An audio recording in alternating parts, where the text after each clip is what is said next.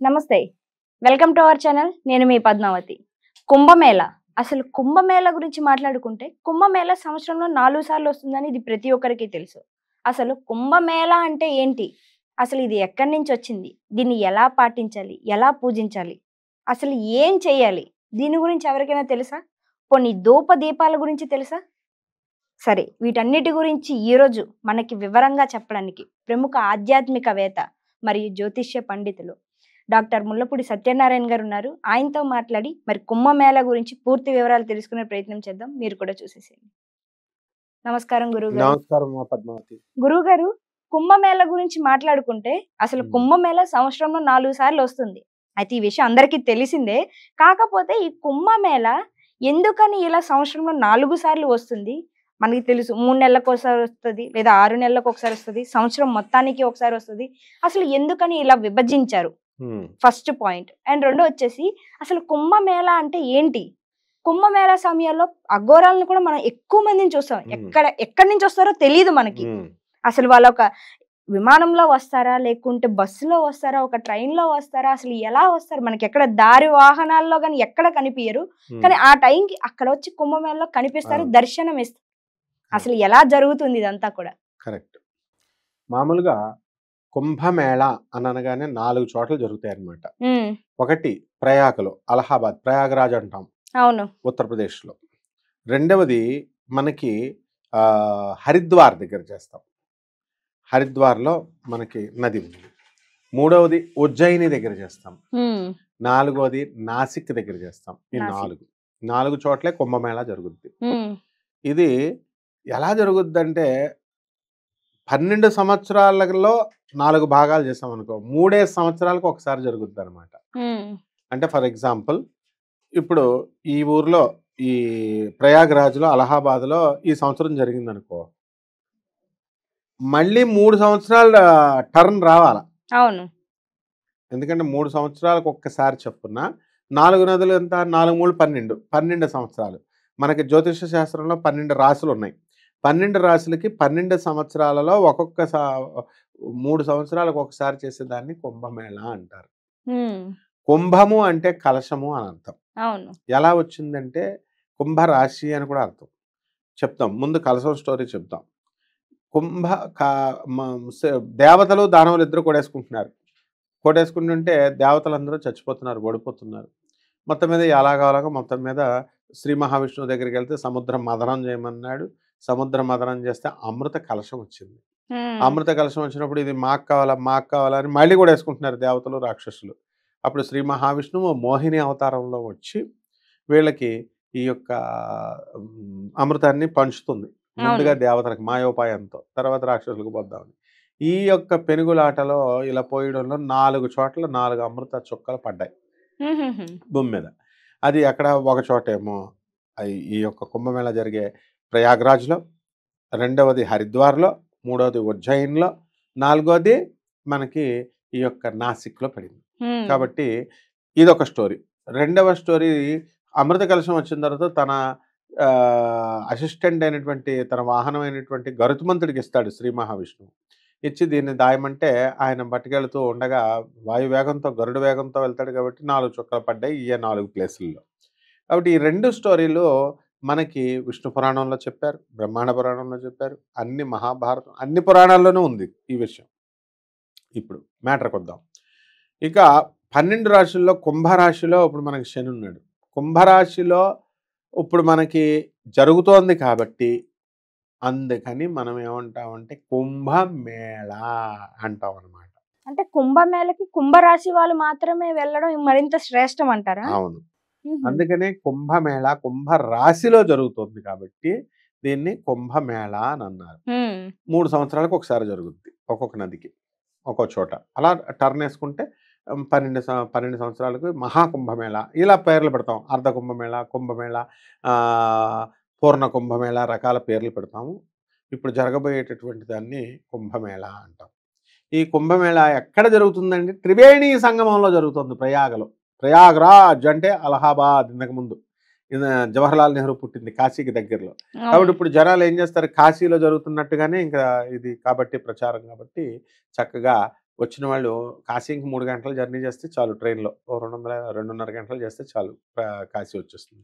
So, ఈ కుంభమేళాకి గంగా, యమున, సరస్వతి నదులు 3 నదులు కలిసి సంగమం కలుస్తాయన్నమాట. త్రివేణి సంగమం అన్నారు దాన్ని.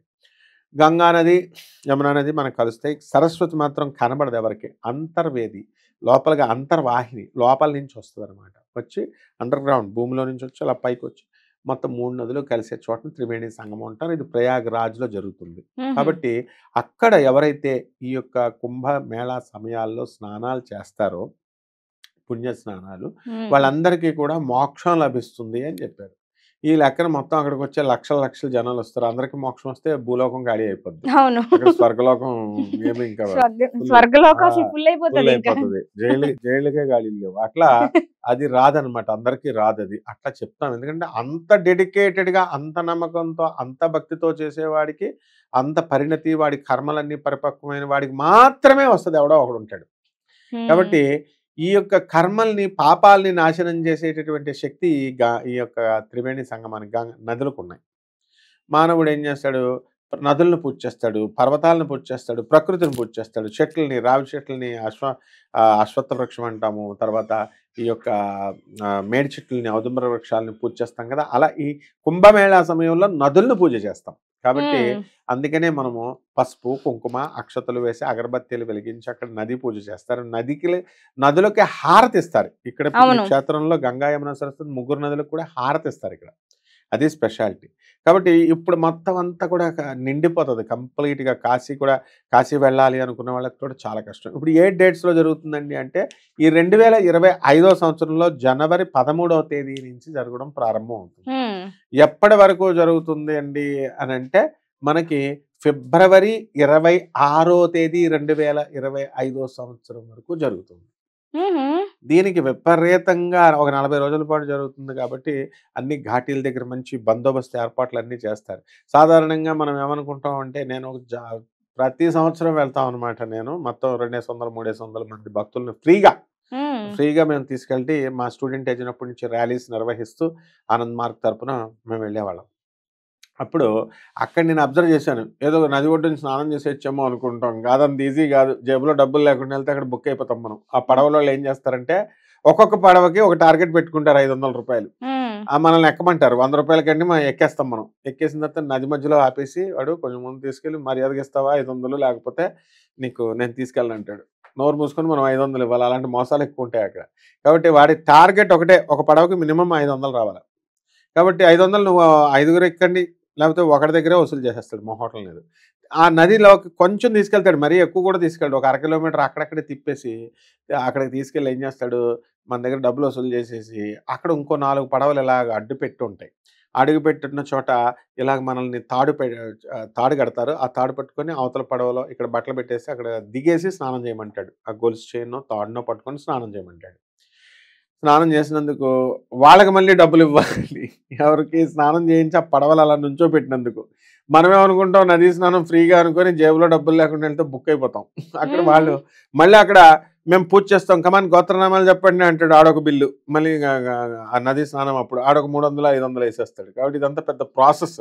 ఈ ప్రాసెస్ తెలియక అంటే ఇదంతా కమర్షియలే అంటారు. కమర్షియలే ఎవరు హ్మ్. తెలియకుండా వెళ్తే మనం బుక్ అయిపోతాం. మనకి హ్మ్. డబ్బులు ఉండవు పాపం. అందుకని చాలామంది తెలిసినోళ్ళు ఏం చేస్తారంటే ఆ ఒడ్డునే చేసేస్తారు. ఆ ఒడ్డున చేస్తుంటే మిగతా వాళ్ళు వచ్చి చెడగొట్టి ఇదిగో ఆ 3 నదులు అక్కడ మాత్రమే కలుస్తాయి. ఇక్కడ ఈ ఒడ్డు దగ్గర కలవు అని చెప్తారనమాట. కాబట్టి ఇది. ఇక్కడ ఈ ప్రకృతిని పూజ చేసేటటువంటి పూజ కాబట్టి దీనికి మళ్ళీ మనకి ఈ సర్వ భక్తులందరూ తెగొచ్చేస్తారు. ప్రపంచవ్యాప్తంగా వస్తారు. కేవలం ఇండియాలోనే కాదు. ఇది భోగభూమి, పుణ్యభూమి. ఎక్కువ గంగా నది. గంగా మాత ఎక్కడి నుంచి పుట్టిందండి? శ్రీ మహావిష్ణువు యొక్క పాదాల నుంచి పుట్టింది. అందుకని గంగామాత. యమునామాత త్యాగమూర్తి. శ్రీకృష్ణుడికి దారే ఇచ్చింది ఏకంగా. అవును. ఆ కంసుడిగాడు మరీ 4 కిలోమీటర్ల దూరంలో ఉన్నా చంపుతాడనే భయం లేకుండా డేర్ అండ్ డాషింగ్ పద్మావతిలాగా దారిచ్చేసింది. అదే గోదావరి నది డేర్ చేయలా. ఎక్కడో శ్రీలంకలో ఉన్న రావణాసురుడు ఇక్కడెక్కడో రాజమండ్రి దగ్గర ఉన్న గోదావరి నా సీతను ఎత్తుకుపోతున్నాడా చెప్పు అంటే, అమ్మో రావణాసురుడు చంపేస్తాడని నేను చూడలేదని అబద్ధం ఆడుతుంది గోదావరి. అందుకే హ్మ్. గోదావరిని వెనక్కి తోసేశారు. గంగకి, యమునకి మంచి త్యాగం చేశారు కాబట్టి ముందుకి ప్రయారిటీ ఇచ్చారు. ఆ తర్వాత సరస్వతి అంతర్వాహిని. ఈ విధంగా ఈ నదుల్లో చేసుకోవడానికి అఘోరీలు, ఘోరీలు ఇక రకరకాలు కాపాలికలు, వామాచార, కౌలచార ఈ బ్యాచ్‌లన్నీ చెప్తున్నారు కదా! అక్కడ వాళ్ళొచ్చి స్నానాలు చేస్తుంటే ఇదేదో పెద్ద పబ్లిసిటీ లాగా అక్కడ కాషాయ బట్టలు అక్కడ ఒక అఘోరి ఉండడు. విచిత్రం ఏంటంటే నిజమైన అఘోరి ఎవడికి కనబడడు. మామూలు సివిల్ డ్రెస్‌లో వస్తాడు. హ్మ్. కాషాయ బట్టలే యేసుకుంటే వాళ్ళని చూసి అక్కడ జుట్లు బాగా పెంచుకుంటారు. ముళ్ళేసేసుకొని ఆడోళ్ళు వీళ్ళు వాళ్ళని చూసి ఇక వేషాలు యేసుకుంటారు. అడుక్కునే వాళ్ళు ఉంటారు కదా! డబ్బులొస్తాయని చెప్పి శిశువుడేషాలు, సన్యాసి వేషాలు, పౌడర్ మేకప్‌లేసుకొని త్రిశూలాలు పట్టుకుంటారు. వాళ్ళని చూసి వాళ్ళని అఘోరీలు అనుకునేవాళ్ళం మేము హ్మ్. చిన్నప్పుడు. వాళ్ళెళ్తే వాళ్ళు అలాంటి వాళ్ళొస్తారు వాళ్ళు. నిజమైన అఘోరి ఎవడికి కనబడరు. హ్మ్. అదనమాట. అక్కడ ఎవరుగా వాళ్ళని చూసి అఘోరీలని చెప్పుకొని వీళ్ళంతా బిల్డప్‌లు ఇస్తారు. అమ్మో! అఘోరీలొచ్చేస్తున్నారు. అమ్మో! నాగసాధువులొచ్చేస్తున్నారు. అమ్మో! ఈ సాధువులొచ్చేస్తున్నారు అని చెప్పుకుంటమే. అక్కడ ఎవడికి ఎవడేమంటే తెలీదు. మళ్ళీ పబ్లిసిటీ ఇదేదో పెద్ద వచ్చేసారు, స్నానం చేసేసారు, మాయమైపోయారు. ఏంటి ఆళ్ళు మనుషులు కాదా ఆళ్ళు? ఆడ కొంచెం సేపు ఉండరా? ఆళ్ళేమన్నా ఇక్కడ మాయమైపోయి అలాగా వెళ్ళిపోతారా? బస్ ఎక్కరా? ఆటో ఎక్కరా? రైల్వే స్టేషన్‌కెళ్ళరా? లేకపోతే ఫ్లైట్ స్టేషన్‌కెళ్ళరా? ఏదోకటి ఎళ్ళాలి కదా! ఎందుకు మాయమైపోతారు? కాబట్టి అక్కడ ఉంటారు వాళ్ళంతా. పబ్లిసిటీ అట్లాగా క్రియేట్ చేసుకుంటాం అనమాట. మనుషుల్లో మనలో మనమే. ప్రాక్టికాలిటీకి దూరంగా చెప్పుకుంటాం. హ్మ్. అలాగే ఈ యొక్క గంగా హారతి, యమునా హారతి, సరస్వతి హారతి ఇవన్నీ జరుగుతాయి. అక్కడ ఎవరు పుణ్యం కావాలనుకుంటే అక్కడ వాళ్ళు వస్తారనమాట. అందులో ఈ సంవత్సరము పావులూరి మంజూష అని చెప్పేసి నార్త్ కరోలినా నుంచి చార్లెట్ నుంచి చీఫ్ గెస్ట్ కింద ఆనంద్ మార్గ్ ఆశ్రమం చీఫ్ గెస్ట్ కింద వస్తుందనమాట. హ్మ్. ఈ యొక్క దీంట్లో ముఖ్య అతిథుల కింద వస్తారు. అంటే గెస్ట్‌లనమాట వీళ్ళంతా. భారతీ తీర్థస్వాముల వారు ఎలాగైతే మనకిక్కడ జరిగే కార్యక్రమాలకి అవును. స్టేట్ గెస్ట్ ఆయన. అంటే సౌత్ ఇండియాకి 3 స్టేట్ శృంగేరి వాళ్ళు సౌత్ ఇండియాకి 3 స్టేట్‌లు ఎక్కడికైనా వస్తే పోలీసులు వాళ్ళంతా కూడా బందోబస్తు ఇస్తారు వాళ్ళకి గెస్ట్‌లకి. హుహు. కేరళ, తమిళనాడు అండ్ ఆంధ్ర, తెలంగాణ ఇప్పుడు 4 స్టేట్‌లకి గెస్ట్ ఆయన. హ్మ్. కర్ణాటక నుంచి వచ్చాడు కూడా. అట్లా వీఐపీలొస్తారు. మామూలు అందరొస్తారు. స్నానాలు చేస్తారు. దానిదేముంది పెద్ద. కాబట్టి ఈవిడ వచ్చిన తర్వాత ఆవిడ ప్రోగ్రామ్ ఎలా అంటే జనవరి 9థ్‌కొస్తారు. ఢిల్లీకెళ్తారు. తర్వాత 9థ్ తర్వాత 13థ్‌కి ఎప్పుడో అక్కడ అది చేసేసిన తర్వాత అక్కడి నుంచి కలకట్టా ఎళ్తారు. ఆనంద్ మార్గ్ లేక్ గార్డెన్స్‌లో ఉన్న బాబా క్వార్టర్స్ ప్రభాత్ రంజన్ సర్కార్ ఆనంద్ మార్గ్ బాబా క్వార్టర్స్‌ని సందర్శిస్తారు. తెల్జలో ఉన్న బాబా ఆశ్రమాన్ని సందర్శిస్తారు. ఇలా ప్రోగ్రామ్స్ ఉంటాయి. కాశీ టెంపుల్ చూస్తారు. సో, ఈ యాత్రలకొచ్చేటటువంటి వాళ్ళంతా కూడా చక్కగా కాశీ వెళ్ళి హ్మ్. మనం విశ్వనాథుడిని దర్శనం చేసుకోవచ్చు. కాశీ అంతా ఫుల్ బిజీగా ఉంటది. అందుకే టికెట్లకి ముందే ప్లాన్ చేసుకోవాలి. ఎవరైతే ప్రయాగ్‌కెళ్ళేవాళ్ళో ఇప్పటి నుంచే బుక్ చేసుకోవాలి. ఫుల్ బిజీగా ఉంటుంది. వీళ్ళు బస్సుల్లో వచ్చేయొచ్చు కదా అనుకుంటే వాళ్ళేం చేస్తారంటే మోసాలు చేస్తారు. మేము కూడా మోసాలు పోయాం. అందుకని హ్మ్. చెప్తున్నాం. తీరా అక్కడ కాశీ నుంచి స్టార్ట్ అయిన తర్వాత నాగపూర్ దగ్గర వదిలేస్తారు మనల్ని. 8:30 వరకు. బస్సు టికెట్ ఏమో హైదరాబాద్ వరకని ఇస్తాడు. ఇచ్చి డబ్బులు కట్టిచ్చేసుకుంటాడు. బెడ్ ఇస్తాడు, అన్నీ ఇస్తాడు బానే ఉంది. అక్కడ మానేసి అక్కడ దించేసి మనల్ని ఎనకాల మీకు ఇంకొక అరగంటలో వస్తది బస్సు కూర్చోండి అంటాడు. అరగంట కాదక్కడ. 8కి వదిలేస్తే మధ్యాహ్నం 3:30కి వస్తది. మనలాంటి బ్యాచ్ వాళ్ళని ఇంకో 30 మంది అక్కడ ఉంటారు. అంటే ఆళ్ళు మనకంటే ముందు వదిలేసినోళ్ళు. కాబట్టి దీనికి కారణం ఏంటంటే ఉత్తరప్రదేశ్ ప్రభుత్వం, బీహార్ ప్రభుత్వాలు సరిగ్గా మనకులాగా రోడ్ ట్రాన్స్‌పోర్ట్ లేదు. గవర్నమెంటే కాదు. ప్రైవేటే కాబట్టి వాళ్ళు ఇష్టం వచ్చినట్టు చేస్తారు. చాలా ఇబ్బందులు పడతారు ప్రజలు. అందుకని మనం ఈ వీడియో ద్వారా వాళ్ళకి చెప్పాలనమాట. బస్సుల్లో వెళ్ళొద్దు. బస్సుల్లో వెళ్ళినా ఇదిగో మర్నాడికే టికెట్ బుక్ చేసుకుంటే బుక్ అయిపోతారు వీళ్ళు. హ్మ్. అవతలోళ్ళ ఆ టికెట్ వేస్ట్ అయిపోద్ది. ట్రైను ఒక రోజులో వెళ్ళిపోవచ్చు కదా! అని ఏదో ప్లాన్ చేసుకుంటారు. ఆ ట్రైన్ పోద్ది. 2 డేస్ మినిమమ్ పడతది కాశీ నుంచి రావాలంటే హైదరాబాద్‌కి. అలాగే కాశీకి వెళ్ళాలన్నా ఇదంతా చాలా బిజీ షెడ్యూల్ అనమాట. లక్షల మంది వచ్చేస్తారు కుంభమేళాకి. సో, అంత పరమ పవిత్రమైనటువంటి ఈ నదిలో స్నానం చేస్తే సర్వ కోరికలు తీరిపోతాయి.